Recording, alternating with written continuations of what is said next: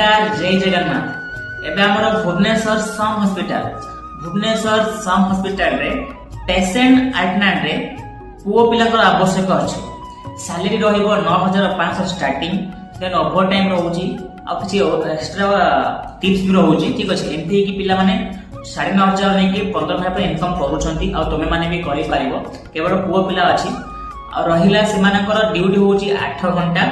ठीक अछि, आउ सेमानक पे रहिया पे रूम सुविधा अछि। आई मीन पे करके निजे पे करके रहिबो, किंतु रहिबा सुविधाटा अछि। ठीक अछि, तो जो को माने भी चाहजंती जब करिया पे आसी ऑफिस रे देखा करंतु, तो जहा टाइटल होछि ऑफिस रो फुलफिल करंतु आउ जो नियुक्ति बाहर छी आरो फायदा उठांतु। ठीक अछि, पो मानक पई अछि ए सब क्राइटेरिया, प्लस झियो मानक पई भी अछि, किंतु झियो मानक रहिबा खाइबाटा से माने अरेंजमेंट करिवे।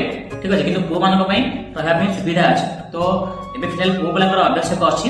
तो जो भाई माने चाहउछंती कि पेशेंट केयर करिया पे काम हमरो सम मेडिकल रे जल्दी हमर जो स्क्रीन रे नंबर शो करछि, कॉल करंतु। कॉल करिया से ऑफिस देखा करंतु, ऑफिस आ क्राइटेरिया रहछि फुलफिल करंतु, नियुक्तिर फायदा उठांतु। नमस्कार, जय जगन्नाथ।